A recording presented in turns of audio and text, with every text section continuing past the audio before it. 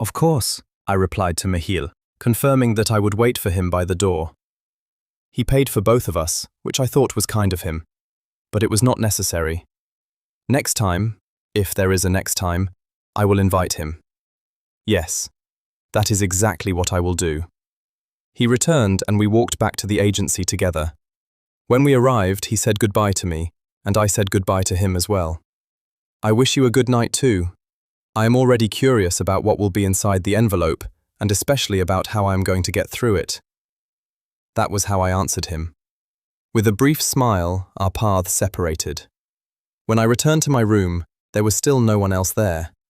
I assume someone will pass tomorrow and move in here. The thought alone made me nervous. It will be fine, I told myself.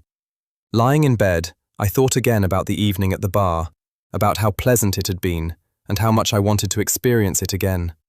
With those thoughts, I finally fell asleep. The next morning, I woke up early and made my way to the communal kitchen. At that hour, no one else was there yet, so I could look around in peace. I found some good ingredients and prepared myself a small, warm breakfast.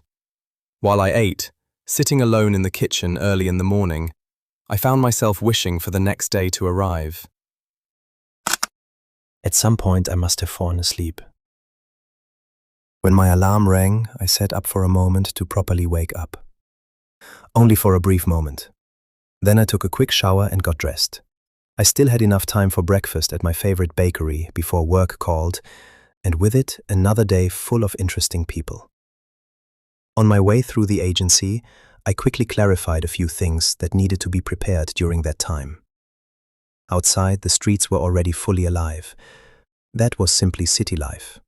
Always loud and never boring. My path led me through the nearby park. There, inside a small, unassuming building, was my favorite bakery. I looked at the clock once more. I still had almost an hour. That was enough. Once I arrived, I ordered my breakfast and a mocha coffee to take away. Back in the park, I sat down on a bench and enjoyed the sunlight and my breakfast. I appreciated these small moments again and again. I wonder whether one day I might share moments like this with someone else. After breakfast, I went back to my room. What was I supposed to do for the rest of the day? It would probably make sense to find something to wear. Since I could not think of anything better, I got ready and went to the changing room. I was not alone there. A beautiful Asian woman was doing her makeup. She greeted me quite openly, introduced herself as Yuna, and talked quite a lot. That was not a bad thing, quite the opposite. She seemed rather nice. Since she was here, she must have made it to the next phase as well. She even offered to help me choose something. But in the end, I found something I really liked on my own.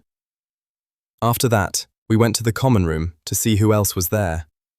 Or rather, she wanted to know, and I simply followed her. There were quite a few people.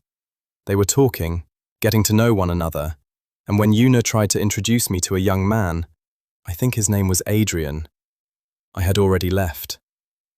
It was too much, too crowded. I needed some fresh air. Later that evening, I met my roommate. So I did have one after all. His name is Malik. He seems quite nice too. At least, I think so. The day came to an end, and I lay in bed thinking about tomorrow. My thoughts were not really focused on the shooting. They kept returning to Mehiel Noor. Tomorrow I would see him again.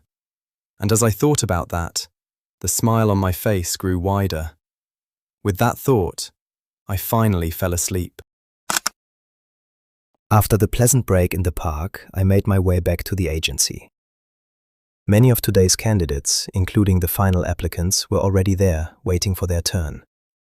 The reception area was quite loud. I slipped through the crowd and headed toward my office. There, I prepared the final details, and then it was already time to begin. One by one, the first candidates entered, introduced themselves, and then sat down for their conversation with me.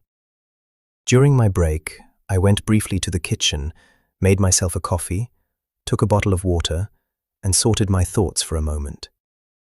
Today should not take quite as long. My planned finishing time for the day was around 5 in the afternoon.